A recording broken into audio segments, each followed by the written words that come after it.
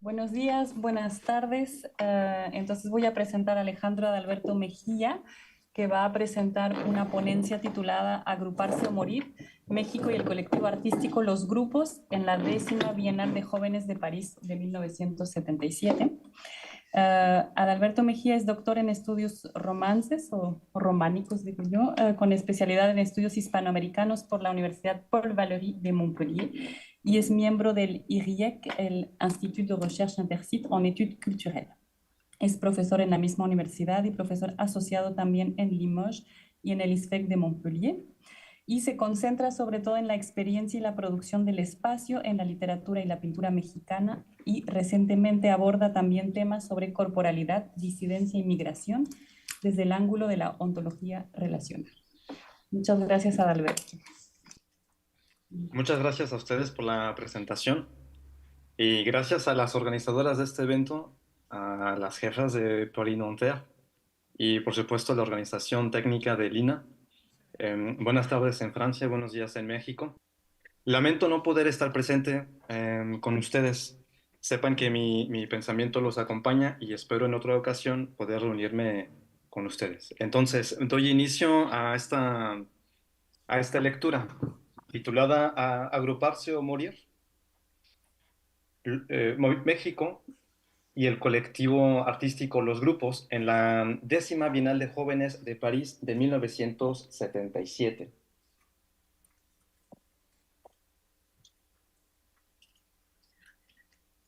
1. Introducción. En el año de 1968, la ciudad estadounidense de San Antonio festejó los 250 años de su fundación con un evento artístico de proporción continental. De abril a octubre del mismo año, tuvo lugar la exposición especializada de San Antonio, en la cual se reunieron artistas de las Américas para celebrar el mestizaje cultural y la identidad diversa del continente. La exposición, cuyo tema fue la confluencia de civilizaciones en las Américas, dedicó un pabellón artístico a México, principalmente en homenaje al expresidente Gustavo Díaz Ordaz por sus esfuerzos para coordinar, siguiendo la estela cultural de la exposición de San Antonio, los Juegos Olímpicos de México en octubre de 1968. Para enlazar ambos eventos, se organizaron vuelos directos entre San Antonio y la Ciudad de México. La efervescencia de esa comunión transcontinental a través del arte y del deporte no fue sino el victorioso resultado del programa llamado Alianza por el Progreso, propuesto por John F. Kennedy en 1961. Como lo señala Claire Fox, el objetivo del programa fue revolucionaria y comunista en el continente. Así, entonces, en 1968 se consuma la coronación del programa Alianza por el Progreso, fortaleciendo la influencia de Estados Unidos en América. Pero también, 1968 es un año que mostró la sonrisa represiva de Díaz Ordaz durante la masacre de estudiantes en la Plaza de las Tres Culturas. Los eventos antedichos marcaron, directa e indirectamente, el nacimiento de grupos artísticos que expresaron su disidencia y su toma de posición desde un museo particularmente vasto y dinámico, la Ciudad de México. Para comprender el origen, los propósitos y la cultura visual de esas agrupaciones artísticas, en el presente trabajo se plantea un breve recorrido iniciando desde el origen y evolución de los grupos, de 1968 a 1980, en el cual se mostrarán ciertas resonancias con el muralismo mexicano y la consolidación de esos colectivos artísticos en su propio contexto político. Esto nos llevará a descubrir por qué y cómo estos colectivos fueron invitados a participar en la 10ª Bienal de París de 1977. Invitación no exenta de polémicas artísticas y políticas. En el cuarto capítulo se abordará el contracatálogo, creado por estos grupos para oponerse a la visión oficialista de la Bienal. En dicho contracatálogo se exponen distintas representaciones de la Ciudad de México desde una voluntad disidente y desde un eros político, que muestra la comunión de estos grupos en contra de los principios de la Bienal, de las prácticas represivas del gobierno de Díaz Ordaz y de las directivas del arte latinoamericano, emitidas por un continente americano controlado por diferentes regímenes dictatoriales en la década de 1970. 2. Origen y evolución de los grupos. Con el irónico lema "exigimos deslinde de responsabilidades", varios grupos de estudiantes y jóvenes artistas se refirieron a los diversos autores que ejecutaron la masacre de Tlatelolco el 2 de octubre de 1968. La presencia de Gustavo Díaz Ordaz, de los granaderos y de la brutalidad encarnada dieron forma al otro rostro de los Juegos Olímpicos de México, inaugurados el 12 de octubre del mismo año. Si bien la represión política fue el detonante de una temprana configuración de colectivos artísticos en la Ciudad de México, el antecedente del muralismo mexicano fue el causante que dio una forma definitiva al compromiso y a los principios de dichos colectivos. Así, creados a finales de 1968 bajo el nombre de Los Grupos, estas agrupaciones readaptaron las premisas del muralismo en cuanto a la función pedagógica del arte y su función en la sociedad. El origen de esta voluntad colectiva y comprometida se remonta a la utilidad pública del arte monumental y a la promoción ideológica en bien del pueblo, proclamados por el manifiesto del Sindicato de Obreros Técnicos, Pintores y Escultores, el cual fue redactado principalmente por el muralista David Alfaro Siqueiros en 1923.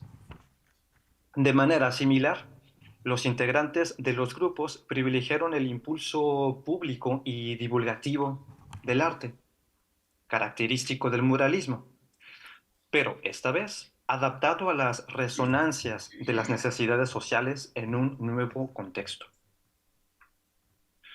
De esa manera, los grupos no se establecieron como un colectivo de ruptura en sí, sino como un colectivo consciente de que la verdadera ruptura estaba en el seno de una sociedad mexicana afectada por los acontecimientos sociopolíticos de 1968.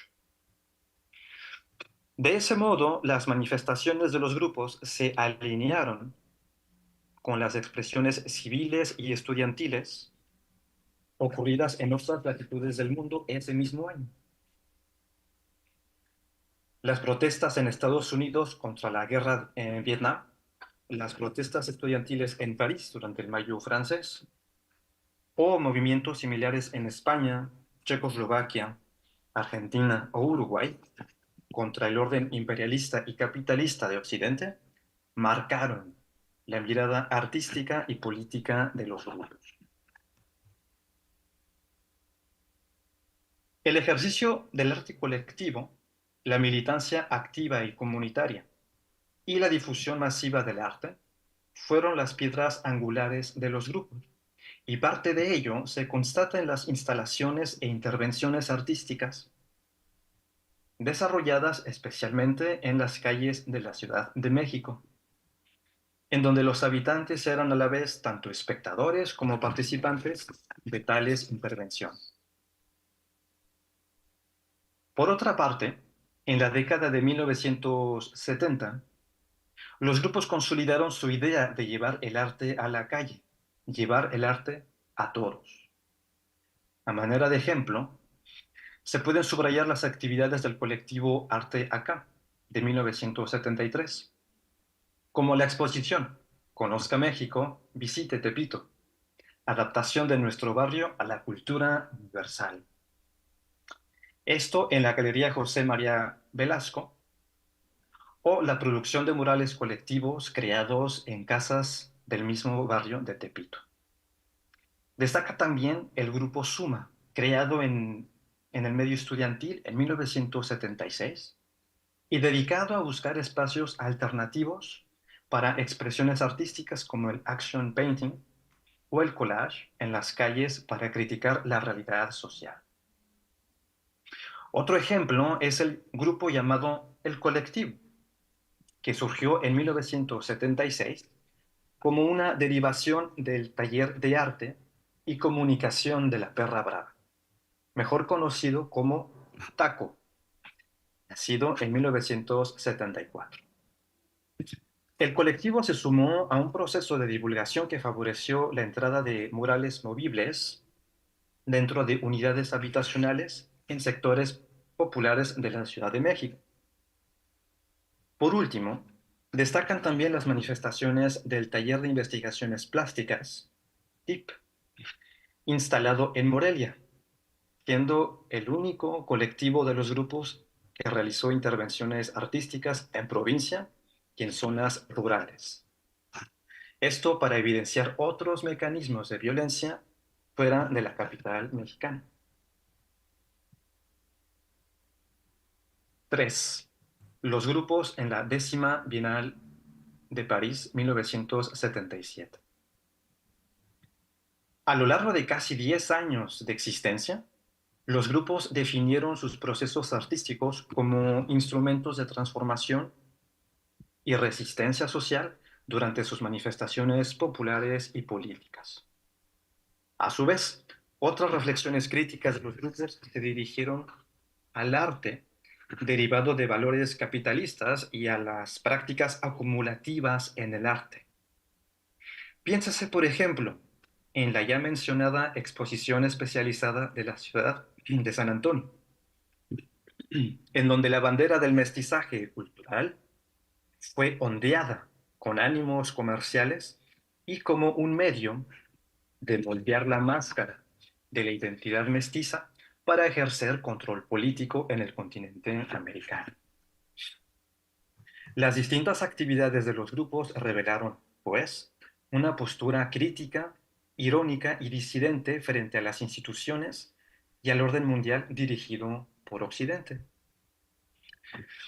Un momento decisivo en la vida de este colectivo fue la participación de la artista mexicana y gestora cultural Helen Escobedo, quien, además de promover la apertura de espacios de exposición para los grupos en la Ciudad de México, logró concretar la invitación de algunos miembros de los grupos a la 10ª Bienal de Jóvenes de París en 1977. Elegida por el crítico de arte uruguayo Ángel Callenberg, delegado de América Latina para la Bienal, Escobedo tuvo la tarea de elegir 4 artistas mexicanos para participar en el evento. Sin embargo, la consolidación de los grupos en México dio a Escobedo la idea de invitar no a 4 artistas, sino a 4 grupos artísticos representativos del país. Propuesta inédita para un evento acostumbrado a invitar a artistas en representación colectiva de América Latina y no a países latinoamericanos en particular. Por ello, no es sorpresa que la decisión de Escobedo haya sido mal recibida por las autoridades de la Bienal. Y tanto ella como los grupos enfrentaron la reticencia de Callenberg y del delegado general de la Bienal de París, Georges Buday, quien en una carta escrita el 3 de mayo de 1977 expresó su postura ante la decisión de Escobedo. Y cito: "Esta libertad de la Bienal implica evidentemente el derecho a expresar sus opiniones políticas, cualesquiera que ellas sean. Cabe decir que la Bienal es una manifestación artística y no política. Les recuerdo que la Bienal invita a artistas o grupos de artistas. No hay, por lo tanto, participaciones nacionales. La sección latinoamericana ha sido concebida a la escala de un continente y no en función de particularismos nacionales". Cierro cita. Ante la Carta de Buday, los grupos vieron comprometida su participación y denunciaron la postura tanto del delegado general como de Callender, entonces director del Museo Nacional de Artes Visuales de Montevideo, bajo el auspicio de la dictadura cívico-militar de Juan Manuel Bordaberry en Uruguay. El llamado al orden por parte de Buday se resguarda en una imposición continental como postura política. Tanto Buday como Kallenberg reivindican así la higienización política del bloque latinoamericano, negando así, durante la Bienal, la presencia de las realidades sociopolíticas particulares de América Latina. 4. El eros político del contracatálogo de los grupos. Las imposiciones de Kallenberg se dieron a la propuesta de Escobedo, argumentando criterios de selección y museografía en la sección América Latina, para así ignorar el contexto político de la región. De modo que la reacción de los 4 colectivos invitados inició con la creación de un contracatálogo de la Bienal, reemplazando la presencia de los invitados al catálogo oficial. Invitados como, por ejemplo, Octavio Paz, Jorge Luis Borges y Severo Sarduy, reemplazándolos por la presencia de figuras artísticas opuestas al orden institucional. Por ejemplo, Gabriel García Márquez, el periodista chileno Alejandro Whitker y el artista mexicano Alberto Híjar, miembro de uno de los colectivos participantes. De esa forma, la protesta de los colectivos invitados alcanzó el terreno continental, lo cual fue acentuado por las palabras que García Márquez dedicó a los grupos. Y cito: los pintores de México, incluidos en este catálogo, no querían participar en la Bienal de Jóvenes de París, por muy graves razones de orden político. Les alarmó a estos pintores que la directiva de la Bienal contestara a sus reclamos con el argumento sospechoso de que el certamen es apolítico. En estos tiempos aciagos de nuestro continente, en donde el fascismo avanza con pasos de animal grande, no se puede hacer nada que no sea político. Cierro cita. Los 4 colectivos invitados, Grupo Proceso Pentágono, Grupo Suma, Grupo Tetraedro y el Taller de Arte e Ideología, o TAI, asumieron el complot de la Bienal con una posición contestataria frente a la orientación aséptica de la Bienal, politizando el evento a través de expresiones antisistema para denunciar, principalmente, el régimen político de México. El filósofo e historiador del arte George Didi Uberman habla del eros político para referirse a la voluntad de reconducir la lucha y la esperanza contra el servilismo contemporáneo. En esa línea, el contracatálogo y la presencia de los 4 colectivos en la Bienal exponen el repudio contra el fascismo para avanzar en la única ruta progresista de significación histórica, de acuerdo con las palabras de Alberto Híjar. Con ello, sobresalen las denuncias con las que el grupo Proceso Pentágono se presentó en la Bienal. Denuncias que, a manera de un archivo secreto, develaron el uso sistémico de la tortura ejercida por el gobierno mexicano representado no solamente por Díaz Ordaz, sino por la estirpe política que le rodeó. Es decir, Luis Echeverría, referido con el año de 1975, Adolfo Luis Cortines, aludido con el año de 1953, y Manuel Ávila Camacho, representado por el año de 1941. Por su parte, Grupo Suma presentó su retablo, en el que se incluyeron fotografías y referencias visuales hemerográficas que dan cuenta de sus intervenciones artísticas urbanas, todas ellas haciendo alusión a la manera en la que se puede ejercer la política desde la calle. Para el Grupo Suma, la calle es tanto un espacio de acción política como de convergencia entre arte y sociedad,